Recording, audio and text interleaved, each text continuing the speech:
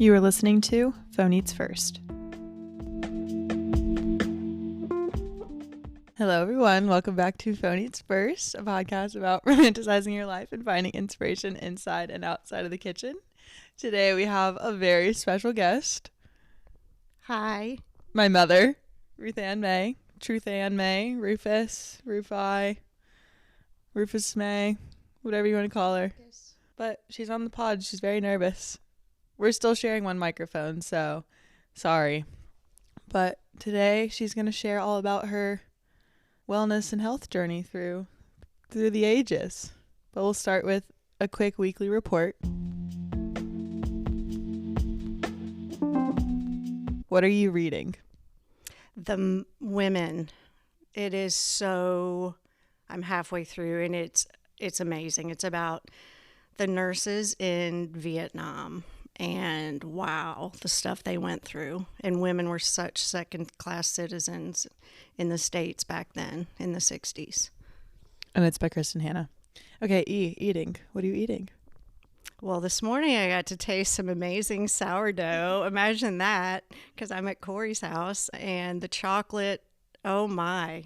We had plain for our entree with peanut butter, and then we had chocolate for dessert. I thought you were going to say, like, we're eating nothing because I have no food in the house. But yeah, sourdough. Lovely. Okay, plan. Past, present, future. What's going on? It is a very busy time for work right now because we have our spring Go Far race May 4th. So poor me, I have to actually do some traveling. I'll be in High Point this coming up week and the next week to help get ready for the big race on May the 4th be with you. Okay, what is something you are obsessed with right now? Could be food, music, book, activity, anything. Well, since we just saw Hozier last night, and since the new T Swift album came out, Double album came out, I'm actually kind of obsessed with the new songs. So they're just, it's lots of fun. She's a converted Swiftie now. We're proud of her. Okay, our recipe. What is, you don't have to give the whole thing, but just a recipe that comes to mind that you want to make or have made recently. I basically cook pretty simple. No, I don't do Corey in the Kitchen recipes because Corey gets to shop at Trader Joe's and Momma May lives in the boonies in Charlotte and we don't have Trader Joe's. She shops at Wally World. Okay, T, what is a treat you have had recently? Chocolate sourdough. I live off of Trader Joe's dark chocolate peanut butter cups. Corey brings those to me because I'm such a good nana to Callie. And she keeps me in stock. But that is my dessert. I have one or two after lunch and dinner. Good. Okay, that is the weekly report. Now let's get into the episode.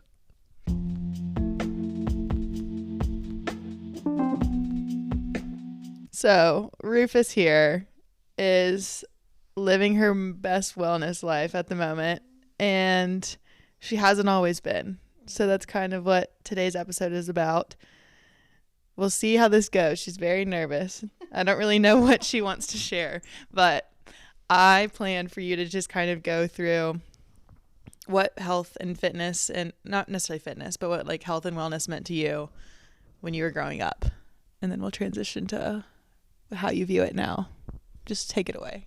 I feel like because my mom was a stay-at-home mom, I feel like I ate healthy with those days' standards. So every night my mom would have a home-cooked meal. She never did hamburger helper or casseroles. She always had a meat, a potato, a vegetable, and a little salad. It might be a green salad, a wedge of lettuce, or it was canned fruit with cottage cheese and a little dollop of Miracle Whip. And we were allowed to have soda, diet soda, snacks. I remember having Oreos after school, doing my crafts in front of the Flintstones and eating Oreos and milk. But I felt like we ate pretty good basic stuff. In addition to food, which that's how you raised Bennett and I too. Ate healthy, had healthy dinners, but you also let us do whatever we wanted. So what was your relationship to exercise? So getting into my later years, I remember it was like when I was about 13, I went to School of the Arts for ballet for the summer, and my mom and I actually, that was when, puberty and all that, and I actually slimmed out a lot. My mom was concerned because when you're in that environment of ballerinas and all that, people get really skinny, and she was worried about me. And I remember I just ate whatever I wanted in the cafeteria, and I was just fine. So I was fortunate to have a good metabolism. But I do feel like the body image stuff started back then, where there's a name for it now. It's body dysmorphia. And I did not know how bad mine was until I look back at pictures of me at 116 pounds and thinking at the time I wasn't happy with my body. So I don't think I've ever been happy with my body, how it looks. And even though I knew I was skinny, I loved the compliment of, "You're so skinny." I absolutely loved that. Or, "Oh my gosh, you've lost weight." Loved it. And so I would diet. I would watch what I ate. Now this is getting it later in, I was going to say, what time frame? College. I didn't diet. I would lose weight when I went to college because of all the walking around and that kind of thing. So I was fortunate that way. I didn't gain the freshman 10. I probably lost the freshman 10 every year I'd go back to college, but I still did not think I was skinny or any of that. So I always strived for that. I mean, so food equaled weight gain, weight loss. Exercise was for weight gain, weight loss. There was always body attached to exercise and food. Okay, I'm glad you just said that, because as you started speaking, I was like, what you're talking about has nothing to do with fitness. But I think that's the point. You immediately started talking about your weight and body. But that is like the whole point of your journey as a ballerina and cheerleader. And also touching on, I have seen pictures of you when you were in college. She was a model, a legit model. She was snatched. Like literally 116 pounds. You didn't look like you could have been broken in half though. Strong, muscular. Big build. No.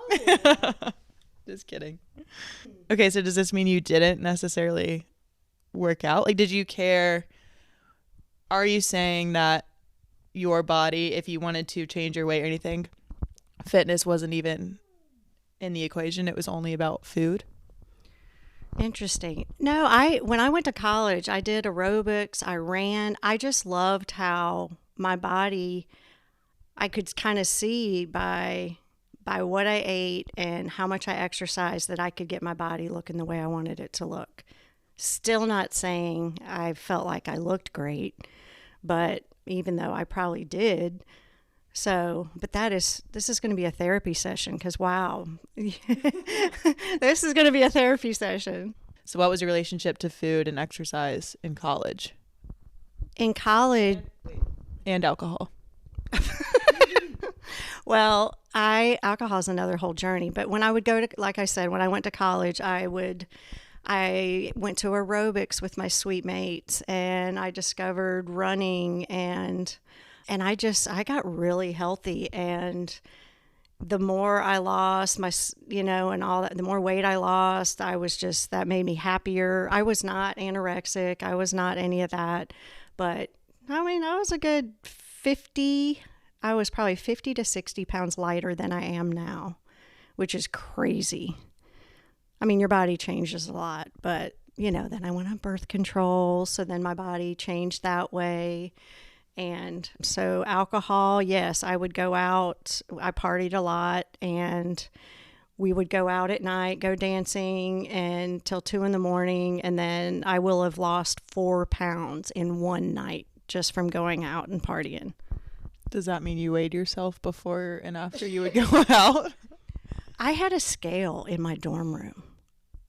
Think how horrible that is. Wow. Did your relationship to your body stay the same throughout college? Like you were still, like, would you still consider that you had, not that you knew at the time, but body dysmorphia? Exactly. I didn't know I had it at the time, but absolutely. Because, you cared about how you looked, because fortunately, I met my husband in college, and I remember, wanting to look good for him and walking by Harrelson. We knew where each other would be at certain times of the day when we'd change classes, and you'd make sure you walked by there so you could see each other. And so, sure, yeah, I definitely I wanted to be skinny and look good and have big hair, and so I definitely had an issue with how I looked for sure. That's what it was all about. Gosh, that's what it was all about. I know you weren't like a full-time model or anything, but I think it's like cool and important to address. But did that have any impact, like being a model for the short period of time that you were? Did that impact you in any way, or did you not think anything of it at the time? We had a girl in our sorority. Her mom had an agency, so I was able to do some runway modeling at Dillard's, and I was skinny enough to wear all those clothes. And I do remember I would go back home to Charlotte like during the summer, and I bet I gained 5 pounds, 10 pounds. And then I came back and I got asked if I had my weight problem under control. No, by the modeling agency. So maybe that went, maybe I got up to 123 instead of 116. So yeah, had my weight problem under control. I think my left thigh is 116 pounds. Okay, so college was a lot about just I feel like you were doing fine, but so then into we'll just consider motherhood as a whole. We just shared the BC, the before Corey, and now we've got the AC after Corey. Like when I was growing up, I would consider you very healthy, and I feel like you had it all together with like fitness, food. You were training for something. So when did this transition from, well, I guess you started running in college, but when would you say you got into running? Because it's a big part of your life now. So my brother got me into running and training for events. So it was when the kids were little. I remember having some friends that wanted, and I was a stay-at-home mom, but a couple of the people had to go to work or something. So we would go running at 5:30 in the morning a few times a week. And I realized that the early morning was the only part of my day that I had control over, because the end of the day, that's when Kendall comes home, the kids, the dinner, the chaos. But Kendall did not travel back then, so he was home. I could leave the house at 5:30 in the morning and go do my thing, and I would come back home and go back to bed. But yeah, I was lucky. So I started this running thing, and then I remember, I think it was my first race. I'm not sure, but Jackie Argo and I, and maybe Stacy Harris, we did the Salem Lake 10K, and I am not the fastest or anything like that, but now I try not to even use the word fast or slow because it just doesn't matter. So that's when that kind of started. And then I wanted to train for a half marathon, and that was great. And then, so for me in running, you either see the marathon after the half marathon, or you're like, no, I'm good. But for me, and I think it's because my brother was doing marathons, and I have other family members that did marathons, so I knew that was a possibility. So I saw the marathon. I was like, ooh, yeah, I want to do this. So then I started training for Chicago, and my brother had me doing 1 mile intervals. So if you are doing speed intervals, you do them for maybe 5 minutes. You don't do them for a mile. I mean, some people do, I guess, but so I ripped my groin muscle doing that, and then I had to wait even longer. But eventually I trained for Chicago, and I did the Chicago Marathon in 2004. And I got to do it with my sister-in-law, Lisa, and my brother, Gary, and somebody else. I don't even remember you ripping your groin, but why would you? Yeah, I was 4, so. So running for me has been a tool God has used to help grow me and to build relationships with people. Like, I get social anxiety if you're like just calling up someone saying, let's go to lunch. I don't know why that makes me feel weirder than just do you want to go for a run? I don't know why, but I feel confident in going for a run with you. So my friend wanted to do Disney, and I could not get in. It was too late. So the only way to get in was to do a charity entry. So that is when I first started my team and training journey. And I raised I did Disney with team and training, and I raised money also. So fundraising is just as big as the actual doing the event. And I ended up, over the course of the next however many years, ended up doing that marathon, a triathlon, and then quite a few century rides, 100-mile bike rides. And it was so cool. I ended up raising over $20,000 in that time of a bunch of events. And the people I met through that, still my friends today, it was the most incredible experience. Because for me, I do remember after the Chicago Marathon, it was great. I did it, but I didn't feel like it was all fulfilling. I needed something else. So for me to be able to say, yeah, I'm going to do a marathon, but I'm also going to fundraise, then it gave me a lot more value to what my effort was. How many marathons have you done? I've done 2, Chicago and Disney. I feel like you've done like 5. No, and I did a whole bunch of, it was fun because it was a kind of a journey with new friends, but also with my brother and my sister-in-law. So that was fun, did a lot of half marathons. Then eventually my thing that got bigger was I did a half Ironman, and that was amazing. And I had a coach, Susan Sanders, my balls to the wall coach, and my goal was to finish and feel good. So my transition, if you know triathlons, my transition between the swim, so a half Ironman is 70.3. 70.3. So my transition between the swim and the bike was 13 minutes because I had a peanut butter and jelly sandwich. And so people were like so mad at me. They're like rushing around. I'm like, it's okay. But my brother Corey Sandstead did that race that day with me also, and it was amazing. It took me like 9 hours, so thank goodness I started like the first wave, and so I didn't get cut off at the end. I was able to finish, but it was amazing. My family was there. So the Vine Man is out in the wine country, and we had 25 family members out there at my sister's at that time, and it's over like the July 4th time. So at the finish line, it was just, everybody was there hugging, and it was just amazing. And then after that, I never got on my road bike again. I said, I'm done. It's too dangerous.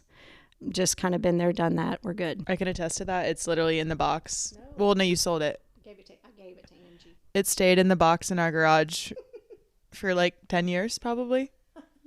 Like probably 10 years. Well, so now, how did you get into your relationship with strength training? I had a trainer at Sports Center. We joined Sports Center when the kids were little. Like Corey literally was so little that after she was done swimming, I had her all wrapped up in a towel so tightly that like her hands weren't there, and she fell on her face. But then another time I took her water wings off, and I was like, I know exactly what she's about to do. And Corey, you just walked on in that water. And didn't float. I had to jump on in there and get her. But so when we went to Sports Center, I don't know how, I think I had a friend that trained or something, but Mark LeGrand became my trainer. And I also had Josh Mraz. It just helped. And then Troy Harris. It just helped me a lot. And I would always partner train with somebody. So Deidre Hicks or Jackie Argo, or sorry if I'm forgetting somebody, but we would sign up to do partner training a couple times a week, and it was so great. So on the days that I didn't go to the gym and do that, I didn't want to go back in the gym, so those were my run days, and I loved it. It's important to have somebody accountable to, and to have that appointment. And even on my running days, I always went with somebody. So I think that's been key to my journey of being consistent. And like I said, I mean, those friends that came through my life at those times, we were very close. Karen Matheson is who I did the Disney with. And, friends, like as you say, Corey, there's different seasons. But I'm thankful for the time I've had with those friends in the early 5:30 in the morning, the early runs, the runs. That's when the runs is good. So clearly exercise and fitness was a huge part of your life. Did your relationship to your nutrition or body change at all? What part of my life are we speaking of now? Let's say like within the last 5 years. Okay. Within the last 5 years, so I would still weigh myself and that kind of thing. When I think was the hugest transition was when we moved to the coast. I just told myself I'm not going to stress out over, we were not full time at the beach, so we're back and forth a lot. And it was kind of stressful. And I said, I'm not going to put that pressure on me to have a certain fitness regimen schedule. I'll just do what I can when I can. But sometime within the past 3 years, I said, I'm done weighing myself. Why am I doing that? It doesn't matter. You can tell how you look by your clothes. You can tell. And something I thought was really big is, so finally on December 1st of 22, yeah, I hired Brandon Hudgens as my coach. He's with High Point Athletic Club. Baddest dude ever. Broke the 4-minute mile. He has such a good perspective on wellness and mental health to do in relationship to wellness. And he really has changed my life in a lot of ways with how I think of things. So if you have a workout regimen and you take a day off, you're supposed to take a day off. You're supposed to have a rest day. A rest day is as important as your fitness days. Some days you're supposed to do strength training on Tuesday and you just can't do it. And I used to say, okay, Brandon, loser day. Or I was hungover and, okay, loser day, took an L today. And he would say, no, you did what your body needed to do that day. And that's what's important. So it really, after many of these texts back and forth over the course of a year or whatever, I just really started to change my thought process. The other thing I noticed and where I was getting better with my thoughts about my body and fitness and wellness, as I'm calling it wellness now, is when he and I met for our 1-hour Zoom call when we first started, I said, I realized after about 30 minutes, I said, Brandon, I did not mention losing weight or dieting once. I was just kind of blown away by that. He goes, well, I wouldn't want to work with you if that was your number one goal was to lose weight. So that wasn't even mentioned. The goal for me now, I'll say, in this journey in the past couple years, because it's that recent, it is overall wellness. It is mental, physical, spiritual, emotional. It's the whole package. So in the past couple years, I've joined a church. I do my devotion every morning that I can. So it's my spiritual, check that box. Emotional, I found a therapist through a friend. I had not been to therapy in 20 years. I was really scared, didn't even know where we were going to go with it, but I knew I needed it. And I would say beginning of last year there was a lot of opening up of some old wounds that I didn't really realize I had, and a lot of gut-wrenching cries, and just so thankful for that I have this like safety net. If I need to go back, I know she's there. And of course, having a very supportive husband with it, which is important because they don't always understand all of our feels that women have. So that's the emotional.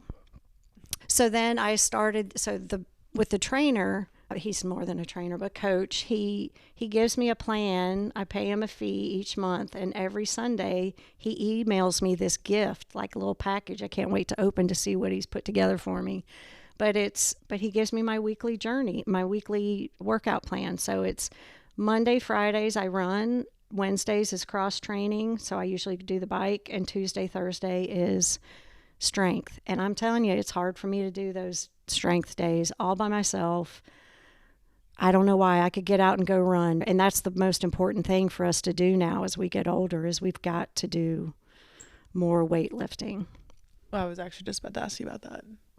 And I would say over the last year, like honestly, a year, it's been a year this weekend, Tar Heel 10 miler last year. Your relationship to food has changed a lot, and just nutrition, and also you've learned a lot. Like you listen to educational podcasts and stuff, and you're learning about the impact of food on your body. So what are some of like the key things that there's a lot, but what comes to mind? So the reason Corey knows it was a year ago this weekend is because we did the Tar Heel 4-miler instead of 10-miler together a year ago. And I stayed with Corey for 4 days, and I just saw how she was eating. And y'all know how she's eating because you see it, but truly. And I don't know, just things started clicking. And she introduced me to Max Lugavere, the Genius Life podcast. And I tell you, that guy's changed my life. I have been drinking diet soda forever. And I knew it was bad, but I didn't really understand what it was doing to my body. So it basically is killing all your good stuff in your gut. It is messing up your gut microbiome. It's canceling all the good stuff, so you can't digest your food right if all that good stuff is getting killed. So I don't know, it was just something he said, and I was like, okay, I'm done. So I don't drink diet soda anymore. Yay! But I drink alternatives because I love the bubbles. So we do a lot of plain seltzers, and now I know probiotics are good. But you know what? There's a million probiotics on the market, and I didn't know if one was good. So I've been sticking with kombucha, and I drink a kombucha each day, and I mix it with seltzer. I might only drink half of one, and I mix it with a can of seltzer, because if you do the whole thing, it might make you nauseous, but it's really tasty. The other thing is, I stopped putting creamer in my coffee. I know my sister's happy about that, because what is coffee made? If you look at the list, it's just chemicals. So anytime you're putting something in your body that you don't know what it is, and you can't reproduce that in nature, then your body doesn't know what to do with it. So, I mean, that's a simplistic way to look at it. So Kendall and I started drinking, so we drink Fairlife milk because protein is so important.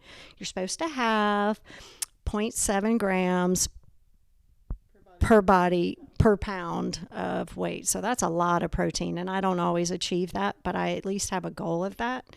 And so we drink Fairlife milk. I'm lactose intolerant, so Fairlife is also lactose free. So that's a big one. We're just supposed to eat real food. And it's really funny. Eggs are really good for you. They've done research. They do not give you high cholesterol. But if you do have high cholesterol, maybe you shouldn't have 5 whole eggs in the morning. So Kendall should mix in some egg whites. And I said, Kendall, why don't you just buy that package of egg whites? He said, but those are processed. I was like, yay, Kendall. Another thing we do is first thing in the morning, we drink our greens, which Corey has gotten us on Bloom. I don't know if there's a better brand, but it tastes good. We're doing it. Don't know exactly what it does for me, but I feel like it's probably it kind of fills in the gap of where you might not have gotten as many greens during the day. And then creatine, 5 grams or milligrams? It's a scoop. So listen to a podcast on creatine if you don't know about it. Max Lugavere has one. So as we age, I'm 57, as we age, your body does not build as much muscle as it used to. It's harder. So creatine helps with muscle build. It's not just about muscles though. It's about your brain function and all that. It does a whole lot. And so look at it this way. What does it hurt? Nothing. So, but it's gonna possibly help you. The other thing is collagen. And collagen, I listened to a whole episode on that, and it does so many wonderful things. And on Max Lugavere's podcast, he's not a doctor, but he brings in experts. And so when I hear that this guy, all he's ever done his whole life is study collagen, and he said everyone should take it, I'm taking it. So we do a scoop of that in with our little water mixture. We drink that first thing in the morning before coffee. And we try and eat something next and then drink our coffee, just so your body, it makes sense. I mean, coffee's very acidic, and so it probably is not the greatest thing on an empty stomach, even though sometimes that's what you crave. We've also started eating grass-fed, grass-finished beef. I'm trying to do a lot more organic where you can. I mean, I'm not a big stickler on it, but just try and do things where it makes the most sense. I shop at Food Lion now. I try not to go to Walmart as much just because I'm just kind of tired of Walmart. But Food Lion has a great organic brand, Nature's Own, and then it also has a whole selection of steaks and grass-fed, grass-finished beef. And that's the best way for you to get all the nutrition you need. And of course chicken's good too, but don't be afraid of beef. It's actually very good for you and does a lot of great things for your body and to build protein. Very good summary of lots of things. I wanted to touch on your alcohol, but that might just be a whole nother episode. Before we get into alcohol, what are some things that you wish you knew when you were younger, just regarding where you are now with your wellness journey? Wow, this is a loaded one. I didn't know about wellness journeys, and I did not have good self-esteem growing up. And that affected everything I did, every way I looked at myself. I had some childhood trauma, and so that affects every part of you. And so how can you, and I didn't start going to therapy for that until I was in my 20s. So how can you look at yourself and feel beautiful when something really shitty happened to you when you were little? So, I mean, yeah, I did not feel beautiful. I always felt different. And I really think that's part of why I enjoyed partying and drinking in high school, why I even started, because if you always feel different, you want to belong, and everybody drank. That's what we did in high school back then. And so that was a way to give me confidence and have fun and be able to talk to people and all that kind of stuff. So I really think that's kind of where that journey began. And we'll have to do a whole episode on this later, but just so you can give a status of where you are now. But what is your relationship to alcohol now? I am free from alcohol now, and I decided back in 2020, I overdid it, and I fell in our bedroom during COVID, and I cracked a rib and all that. And it was because the bedroom was dark, because we were doing some painting and all that. But I was like, come on now, Ruthan. So I was like, I need a break. I had a lot of shame for anything bad happening to me because of alcohol. So I needed to eliminate it from my life. So for 8 months, I did not drink during COVID. And I had to go through a whole journey with that. My friend Angie helped me so much through that, because she had been through that. You have to grieve. Alcohol had been such a big part of my life. And no, I'm not an alcoholic, but it had been such a big part of my life. It's a big part of everybody's life, and that's fine. But for me, it didn't sit well with my soul. So, like, I remember we went to the beach, and it was the fam. It was the whole fam. We had the bungalow at Topsail. We're unloading, or maybe I don't know where we were, but we were at the beach, and we were unloading groceries. We had the music playing. Everyone else is cracking over beers, but I knew I didn't want to do that. And I had a moment, I needed to cry. And I called my friend Angie, and she said, Ruthan, just remember, today you don't have to drink, but tomorrow you can. I was like, whoa.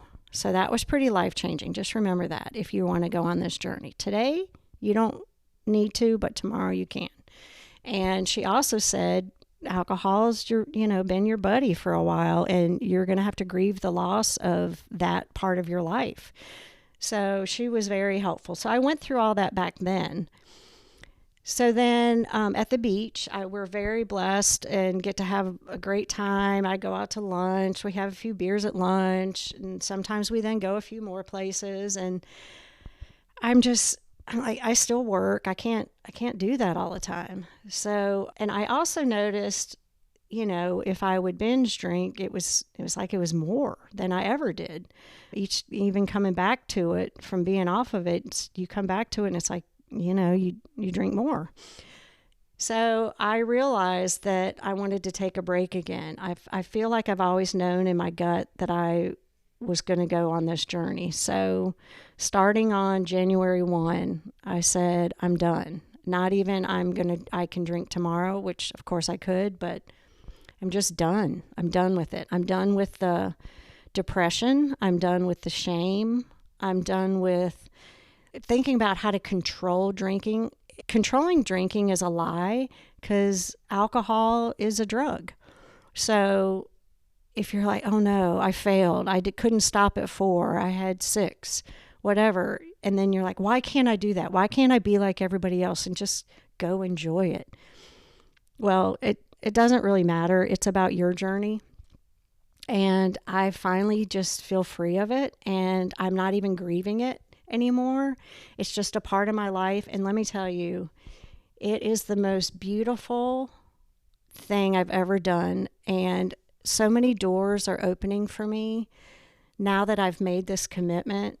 I wasn't able to commit to anything really because it's like, oh, well, what if I go drinking with the girls? Or what if I'm hungover that day? Well, once I got rid of alcohol, I wanted to start a run walk group in my town, and I did it. Starting April 2nd, we have the Charlotte Striders, and I can commit to every Tuesday, I'm going to be there with these ladies, and I'm going to give all of my heart to them because I have a lot to give, and I want encouragement. It's one of my love languages. So it's also my husband's too. It's kind of cool. But I just love to encourage women and be there for them. And you can't do that if you're not whole. And I feel like I'm finally whole. Like there's just so many good things going on in my life now. I feel so good. I feel so blessed.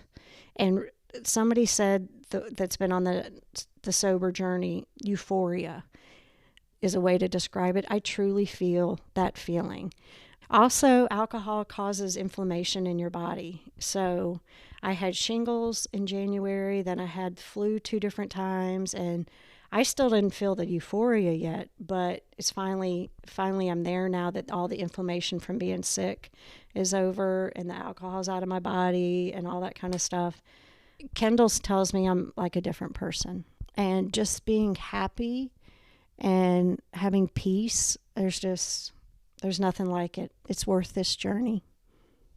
Mic drop. That was great. Do you have anything else to add? Just shout out to my husband. He doesn't make any of this about him. He's so proud of me, and if it's my struggle, it's my struggle. If it's my success, it's my success. And I'm just so thankful that I have this amazing man to go on this journey with. And he's doing a lot of things for his health right now. And I feel so thankful that we're on the same page. I think there's a lot of couples that one might be growing in a different way or more than the other. But to be in sync in your growth, in your wellness, in your journey it's just such a blessing. We love you, Kendall. Thank you, everyone, for listening. And thank you, Ruthan, mother, for coming on the podcast. You did great. I hope you guys enjoyed this episode. There will be a part 2. If you want to hear anything else about her journey specifically, let us know. We have to leave them with a question to think about. So when we mention all the different parts of wellness, I think we should all think about where we are. Is there part of that you need to work on? Is it your spiritual life? Is it your physical? Is it your mental? Is it your emotional? Is it your work? What part of it do you want to work on so that you're a balanced person? Thank you all for listening to today's episode. Please leave a rating and review wherever you listen, and follow along on Instagram at Phone Eats First Pod and Corey_in the kitchen. We will talk soon.